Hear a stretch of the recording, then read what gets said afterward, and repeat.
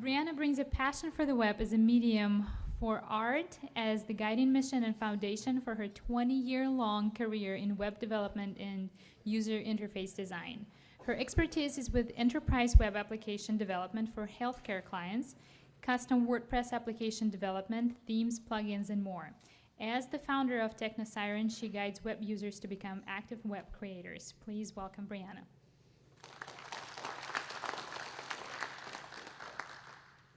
Hi, can you guys hear me okay?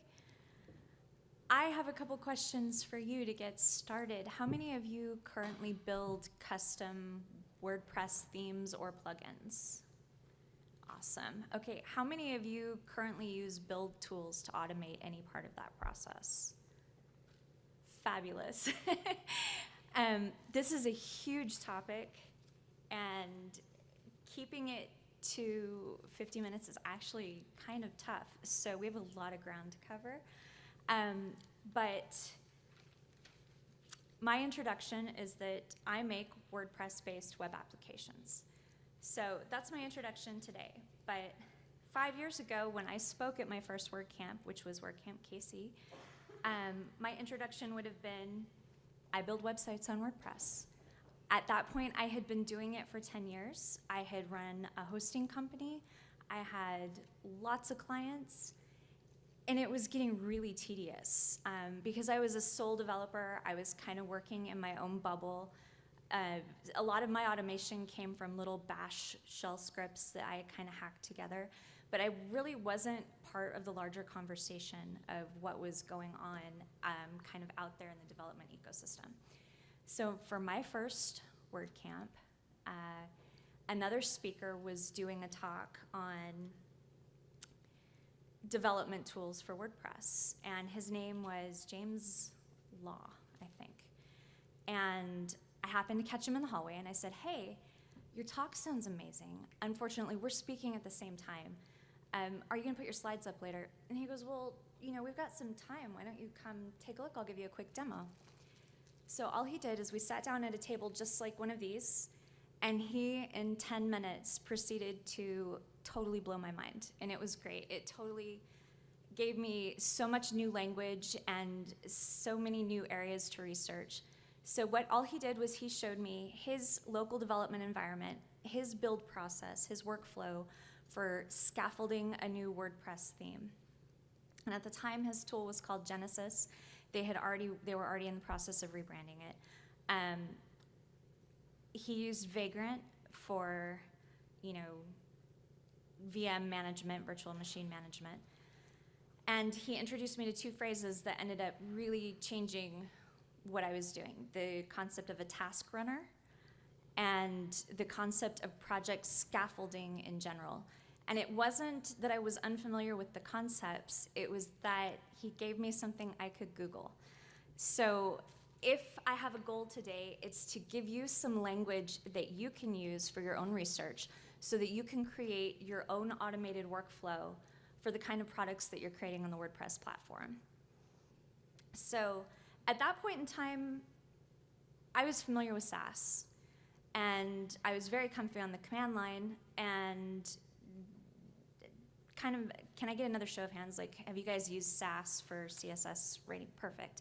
So you're familiar with the concept that you put something in, it gets compiled, you get something else out on the other side.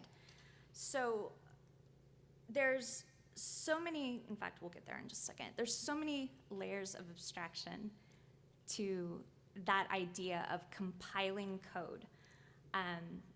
There's the tools that do it, the tools that might make it easier to do it, the tools that might bundle those other tools together. This is a serious rabbit hole. It was really hard to condense this talk down into something kind of high level. And I'm just warning you, because it's so easy to get off on a tangent. But where I got started in all of this was SASS. That was my entry point, working with CSS. SASS was a benefit to my workflow because I was super comfortable with CSS, and because when you start out with SASS, you can write CSS the way you write it, and it'll compile. You don't have to know anything about SASS yet to get started.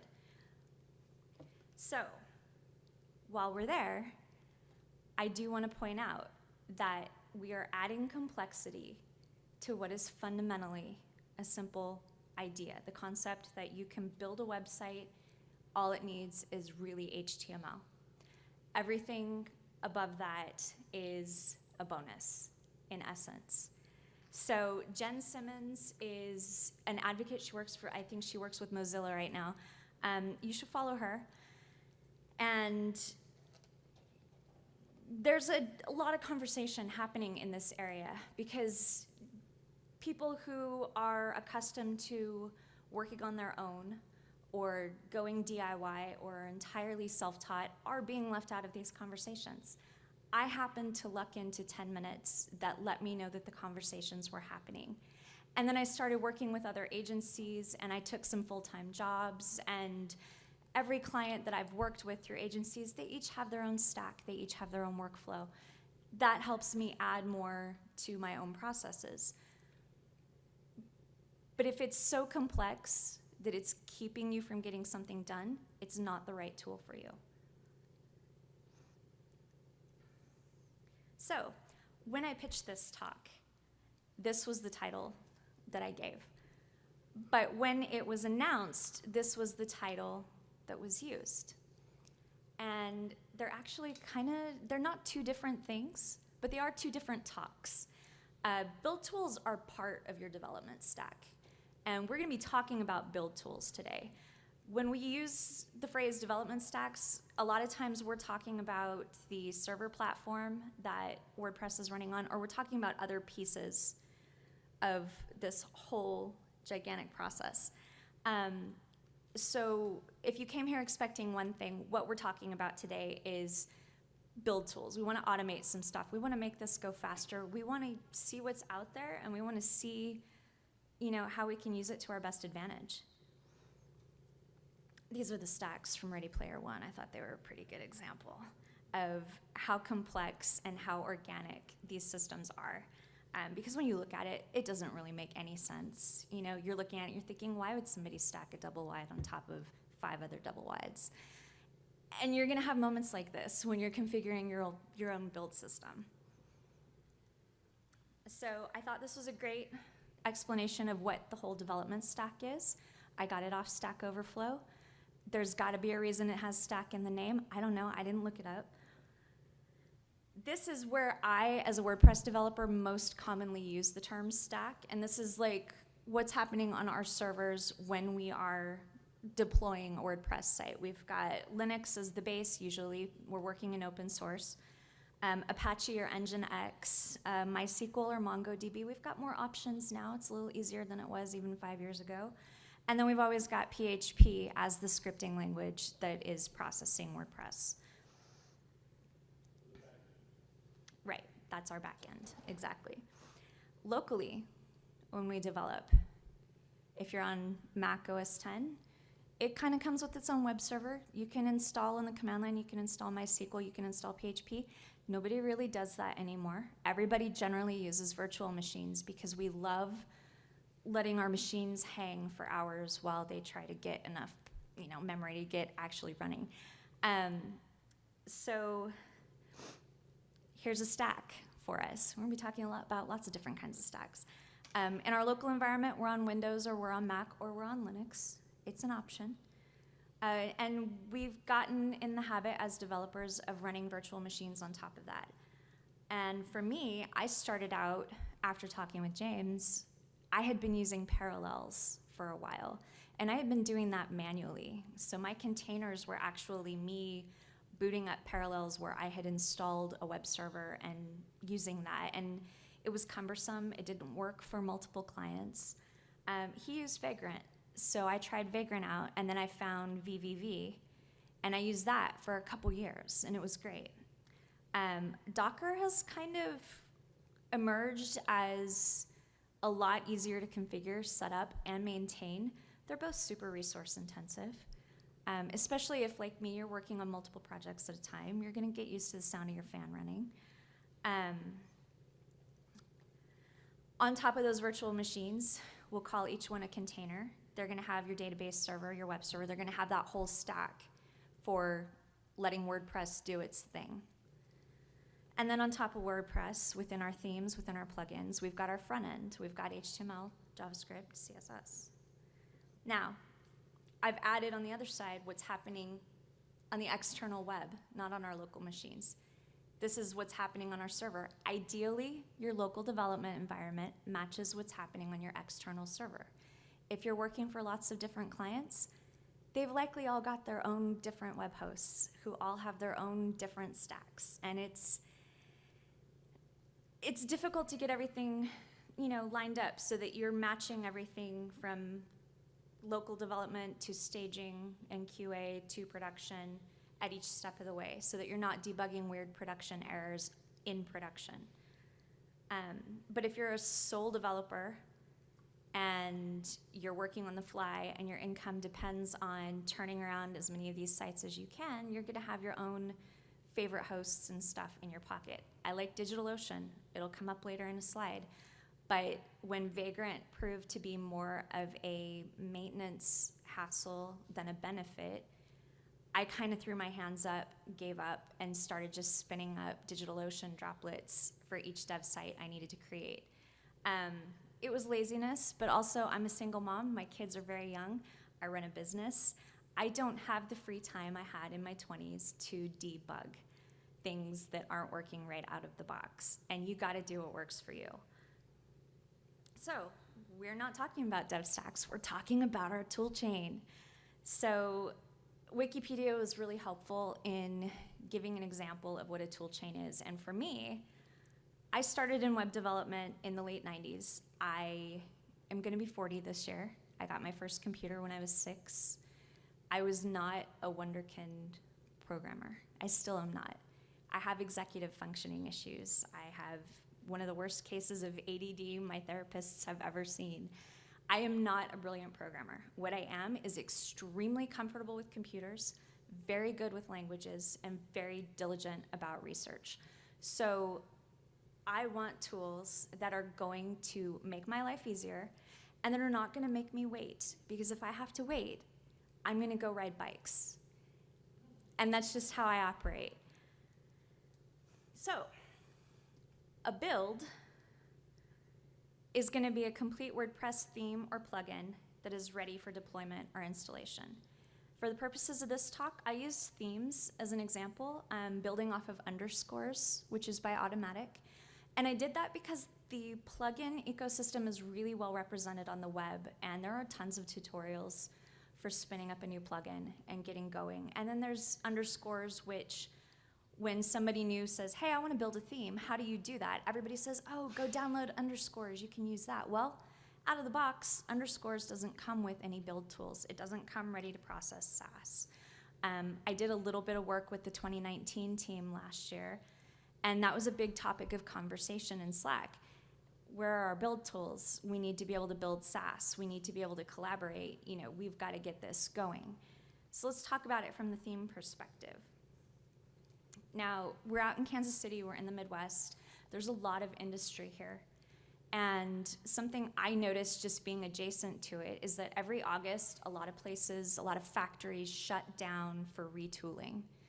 And retooling in that sense means they're reconfiguring their machinery in order to produce a new product. They're doing maintenance, they're upgrading things. And I've adopted this practice in my own workflow. Every summer in August, I usually have a lull where I take all of the pain points that have built up in the last 6 months to a year, and I go through my stack and my tool chain and I say, okay, what's working for me, what isn't? So as a result of that, the tools I use are always changing, and I'm always refining them. And I have no patience for something that's not working for me, even if the tutorials and the blog posts are absolutely glowing. Like I said, this is a really big topic. As I mentioned, I started out with Vagrant. And I kind of want to take you on the journey of where I started and where I am now, because I think it might be helpful and it might save you a few hours of research. Vagrant really was wonderful for getting me going. And after a while, it was just taking longer and longer and longer to maintain it and debug it. And it was impacting my ability to turn workaround. So I slowly started moving over to Docker. But as easy as I could tell Docker was from the documentation, I didn't really have enough free hours to string together to just make it happen and change what I was doing, because I was doing a lot of QA and I was doing a lot of putting out fires.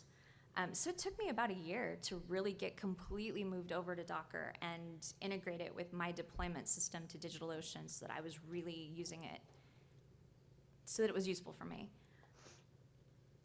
I recently started working with Lando, which is a layer of abstraction on top of Docker. And it not only manages everything you can do with Docker Compose, but it also manages your build tools and your builds. I like it. I like it a lot, actually, and if you are hosted with Pantheon, you're familiar with it. The reason I had never used it is because I had never been with a client that had been hosted with Pantheon, even though I had met a lot of Pantheon people at WordCamps, and they were phenomenal.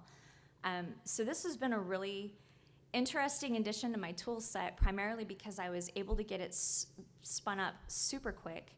And the few times that it has stopped working or I've had issues with it, it has cost me no more than an hour to get back on track, get everything restarted, and get back to work.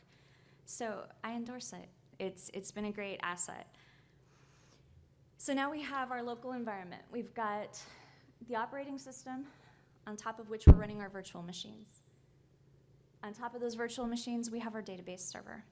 I've added WP CLI in there, and that is the command line tools, the command line interface for WordPress. Lando provides some abstracted commands for it. It's extremely handy if you haven't already played with it. It has some built-in plugins for plugin scaffolding and theme scaffolding that are super handy, and it also is easy to build your own plugins for. So it's worth mentioning. So we know Pantheon handles Lando. It's got WP CLI. It's great to use. I like it. Here's our other players. They're usually a little more managed on top of other cloud-based services.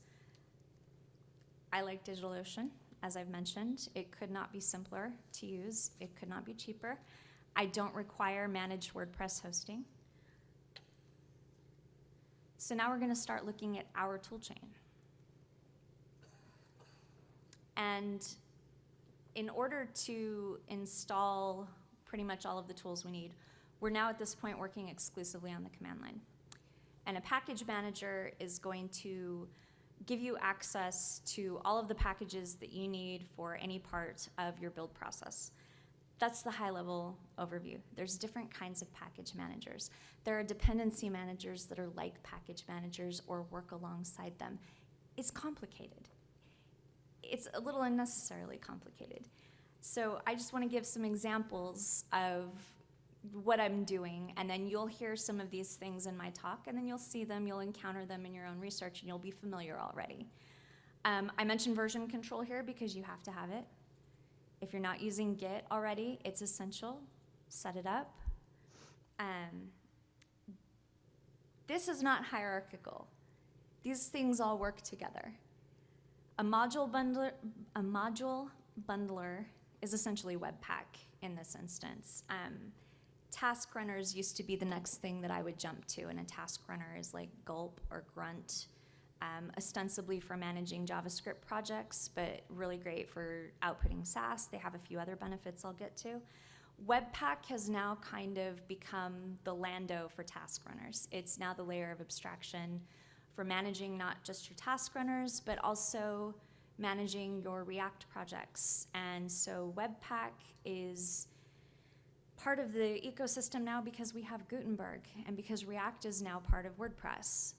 Then we have an additional dependency manager if you want to get this far in your tool set.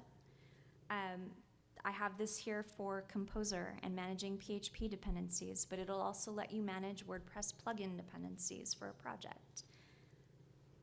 And then my favorite, and the thing that I think that has the most potential, scaffolding tools. In this case, that would be like Yeoman. It would be something that you write custom. It could be a WP CLI plugin. Like I said, My goal here today is to give you the language and give you the foundation from which to do your own research and set up your own build set. Okay. Yes. And it's linked and listed in the slides too, which I'll post on Twitter. Yeah. Okay, so for us, working on the web, we're gonna go on our command line and we're gonna install Node. And you can go to the Node website, which is linked from this logo in my slides. It'll give you instructions. And then NPM is the Node package manager. And it's common, it's handy, it's a beast, but you're gonna encounter it a lot. Yarn is not a package manager. Yarn is a dependency manager that can work alongside NPM, and it's a lot faster. So I'm mentioning it here with the package managers because I encourage you to use it. For the two little places in this talk where we're doing kind of a demonstration, we're gonna use NPM. The syntax of the commands is the same for Yarn. And there is no shortage of excellent NPM memes on the web. My favorite is actually the ducks coming out of the barn and just says NPM install right above it. Because yeah, when you install NPM, it installs every package in the repo locally to your project folder. There has got to be a better way. And I've tried a lot of the alternatives, and if I thought that they were useful for beginners, I would have mentioned them, but really it's just gonna take a minute to run, and you're gonna have a node modules folder in your project directory, and it's gonna be vast. So since you're using version control, you're gonna open up your gitignore file, and you're gonna put node modules in there, and you're never, ever, ever gonna deploy node modules anywhere because it's like half a gig, and it's just insane. Okay, so that's our package manager. Here's why version control is important, to keep node modules out of places it really does not need to be, because when you have written a 2 megabyte theme, it does not need to be 502 megabytes on your server. I live out in the country. I've got radio wireless internet. It's basically 1995 where I am. I can't be moving this size stuff around. If I'm working on the command line, I expect it to be fast. That's the whole point. That and to look really cool like I'm in the Matrix. Okay, so now we're moving out towards our actual theme files, and we've got our module bundler, which is Webpack. We've got our task runners. If you want them, we've got Gulp and we've got Grunt. There's benefits to both. You can use either or. That's why the logos are next to each other. They're not dependencies. So since you all write custom code for WordPress, you know the components of a WordPress theme. We have our PHP template files, and there's a templating structure that's inherent to WordPress, and we all know this. We've got that structure and the WordPress coding guidelines essentially as a file that we can access with unit tests, so that we can not only test that our code comes up to par, but we can clean it up automatically as part of our build. We have CSS, as we've mentioned. Oh yeah, PHP template files will also output HTML, ostensibly. We have JavaScript. That can be frameworks, that can be React, that can be jQuery, that could hopefully be Vanilla.js, that can be your different syntaxes depending on the day. And then we have images, which normally don't come up a lot in a dev talk.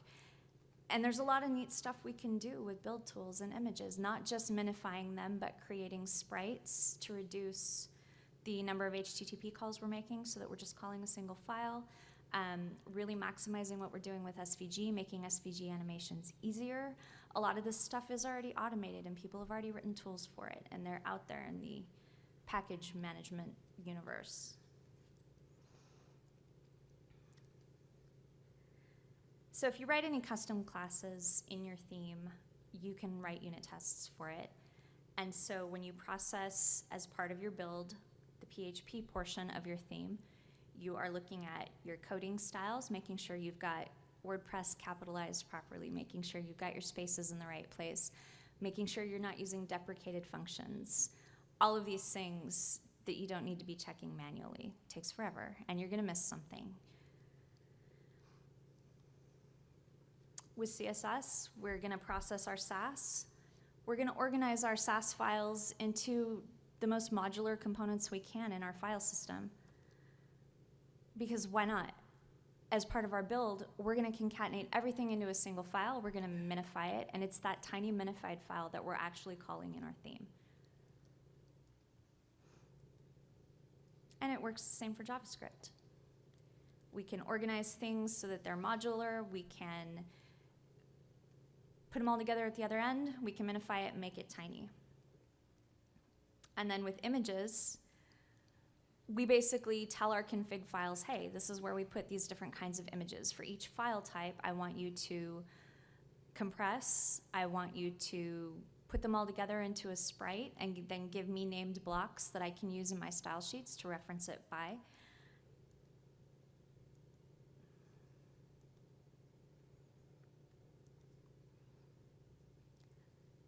So now we're actually doing the work. We've got our package managers installed, and we want to get started on our configuration, configuring our tool set. So inside your theme folder, and presumably you can download underscores, you can go anywhere to generate it, just on the command line run npm init. It'll create a blank package.json file for you, and you can get started listing your dependencies there. It'll ask you some questions in the command line, and you can see I've kind of highlighted what that structure is going to look like within a theme.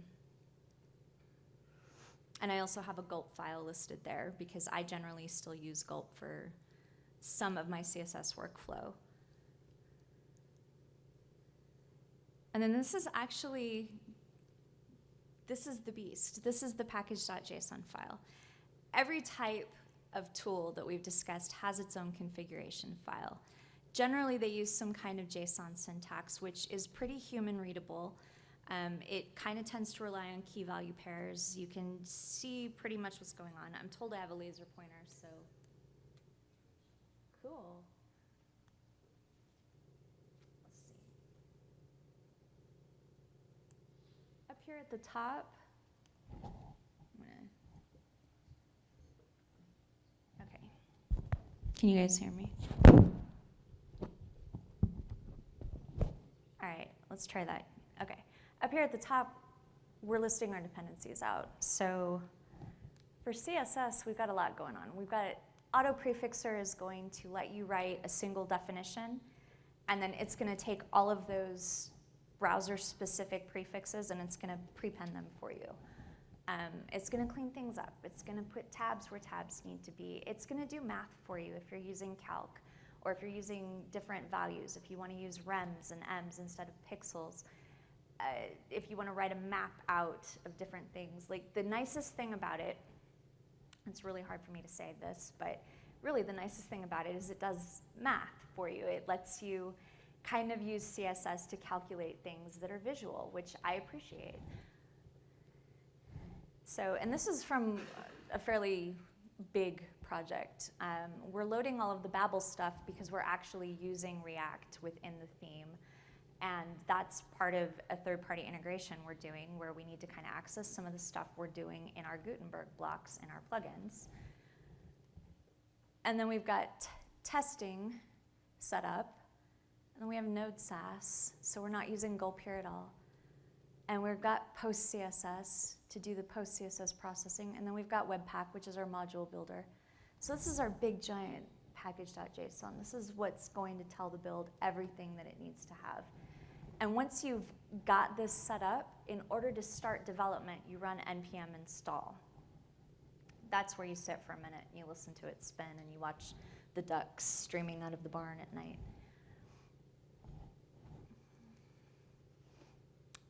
So down here in scripts, these are your commands, essentially. This is where you're chaining together the things that you're doing, and then build is what you're going to run on the command line in order to get all of these things. And this tells you, hey, I want to run node SASS. This is the input. This is the output. Here's the source map.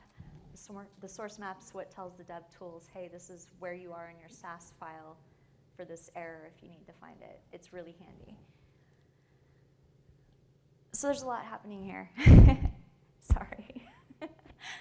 And then down at the very bottom, we've got some of the dependencies that we needed in order to run React the way we want. Yeah, it's tiny. it's not so important that you see this and you copy it. I just want you to see the structure. This is package.json. Yes, and when you run npm init, it's going to create this for you, and then you're going to tell it what dependencies you need based on what you want to do. And for everyone here, I always recommend just starting with CSS because SASS is the easiest thing to just start with. You can just put in vanilla CSS, and you're going to get vanilla CSS out on the other end, and it'll kind of give you an idea of how you need to set up your configurations.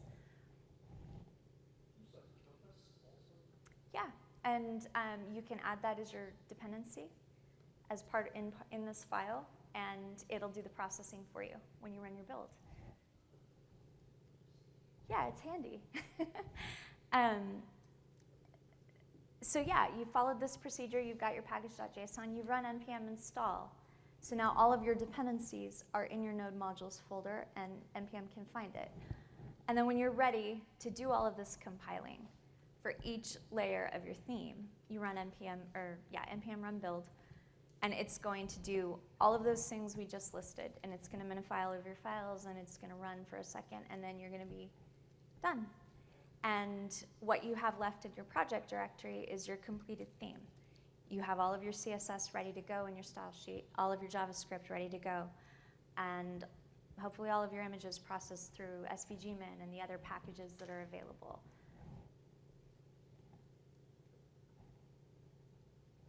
So that's really all you need to get started automating theme development. But there's really a lot more out there. And Composer is a PHP dependency manager. Again, it does a few other things. And it's just like, I'm sorry? No, it's spelled just like a composer, yeah. No worries.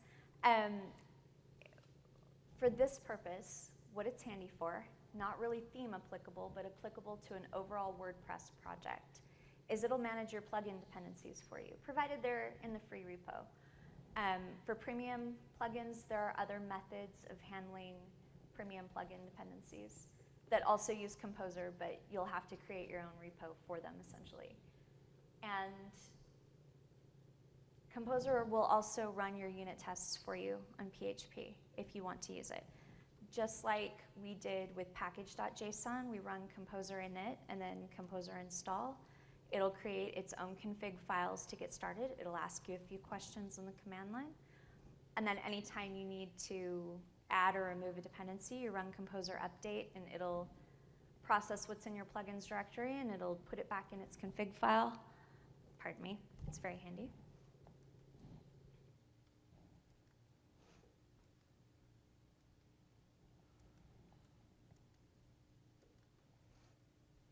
So this is what got me initially excited in this topic.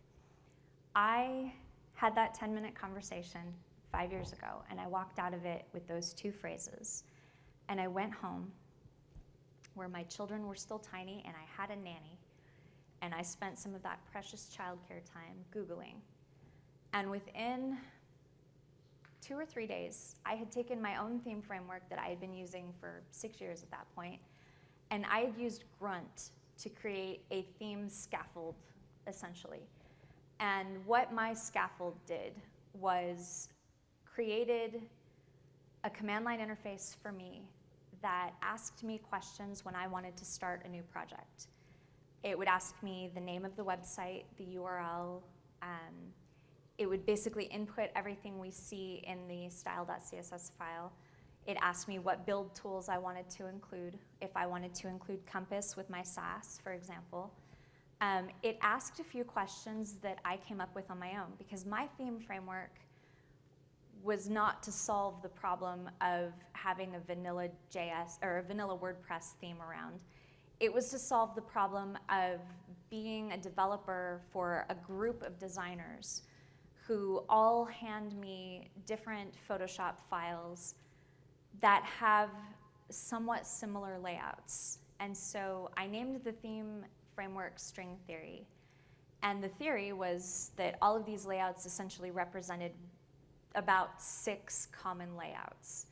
So for my theme framework, I had style sheets configured and some modifications made to markup for each of these 6 layouts. And when I scaffolded a new theme, I wanted to be able to say, hey, this is a number 1 layout, this is a number 2 layout, and those, you know, attached to like a full width or a 3 column, or, you know, at the time responsive was still a question, you know, but now it's the default, we go mobile first.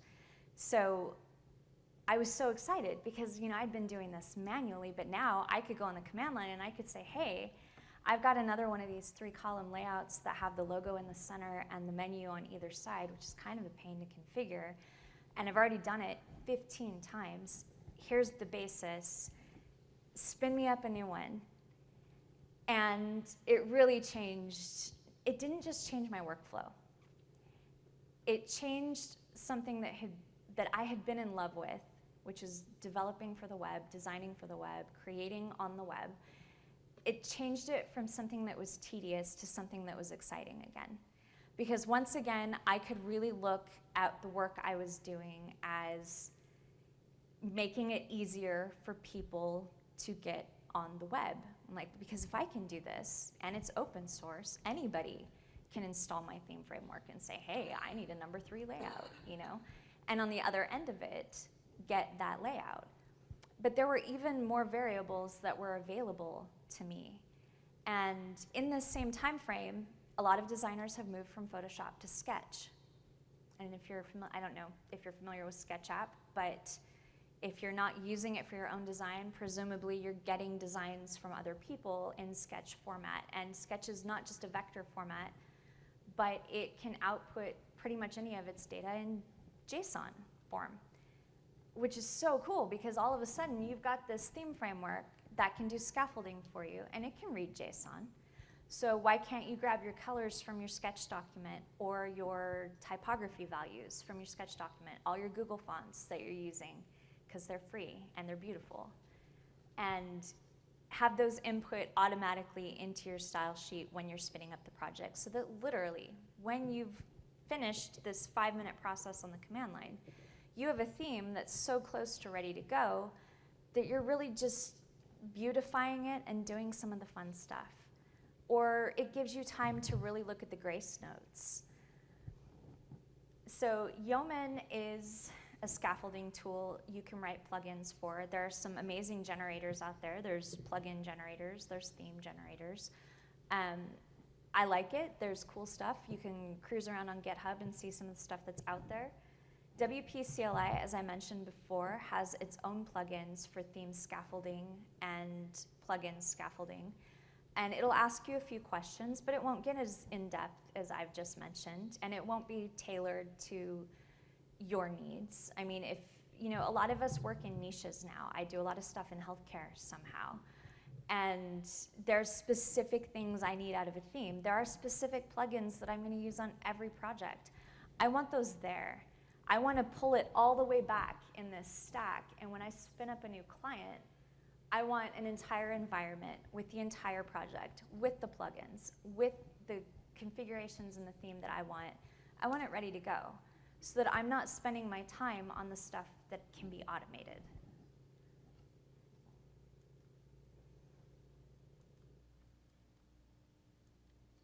Oh, there we go. So I have no idea what time it is. There's no clocks. I was terrified this was going to run long, but are we good? Great. So does anyone have any questions? Go ahead. Oh, I'm comfortable with, I've used all of them. I like Atom. I like Sublime. I use Coda by Panic. It's the lightest weight one. That's why I use it. When I've got Docker draining my system of resources, I don't want my IDE also knocking my box over for me, so I use Coda.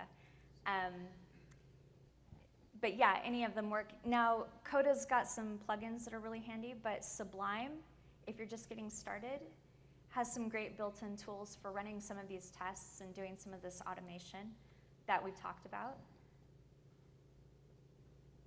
Hi. Did you open source String Care? I did, and it's pretty decayed at the moment. So it's in the middle of an overhaul because we're heading into July and I'm getting ready to retool. And I actually started a couple months ago because I've had this on my list, but I want to tell you the reason why. All of this automation that we just talked about, we're feeding words into a command line. We're setting up scripts. Workflows and voice assistants are available to everyone. You know, we've got Siri, we've got Alexa, we've got Google Home, and Apple especially is trying hard to make Siri accessible. We have Alfred on the desktop for creating development workflows, which is great. So I keep mentioning that I'm a mom, and I keep mentioning it because nothing has impacted my career more than being constantly interrupted. I'm not good with it at the best of times, and to me, I get the most time to sit and concentrate when I'm driving. So I can't be coding while I'm driving. I can't be spinning up a new site, but I get emails when I'm driving. People are like, hey, I need a new site. I need to do this thing. Well, we have Dialogflow from Google. We have other natural language processing APIs available to us to manage workflows.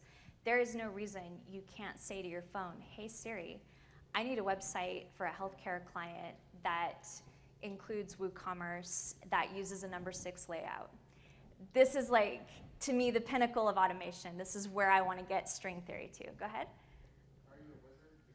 Because that's great. No, I'm a mom, and as I mentioned, I have ADD, and I mention it out loud because there are not a lot of women who end up getting their diagnosis, and when they do, they tend to be more toward middle age, like me, and it's, I think, something that just needs to be talked about. You know, I do this because I love it, not because I'm great at it, and so my particular problems are getting more toward accessibility problems, and interfaces are constantly changing. That's the beauty of this thing that is the web, and I think voice interfaces are massively underlooked. We're not paying enough attention to them. I am a developer. I do work in tech. I do not keep Google Home Assistant or Alexa on in my household. And I use Siri only when I'm outside of my house. So it's got to fit that balance of privacy and ease of use. Were there any other questions? Go ahead. You were talking about using Composer, and I've used Composer with built Laravel project. Yeah. Or, one source of dependencies. But when it comes to WordPress, a lot of the stuff I've looked into previously talks about scenarios where you may have other plugins that are running that have been built with Composer, and you run into possible issues of merge conflict. Do you have you run into that, or any thoughts on that? I haven't run into it. I have been lucky that I use Composer very specifically in WordPress, and if I'm using it elsewhere as part of another application build, that I might have WordPress also installed, like to handle just blog portion, but we have this other enterprise site over here. They're separated. They're separate environments. But primarily I've been using wPackagist, just as the only repo that I'm checking against, and that keeps the versioning. It's synced with SVN with WordPress track. So yeah, unfortunately I haven't run into that. Were there any other questions? Sure. You said your slides were on Twitter. I'm going to post them to Twitter as soon as I'm done. I usually do it after the talk because I'm usually doing the slides right up till the last minute. Great, thank you. Yeah, I'll post a link and it'll be on Google Slides.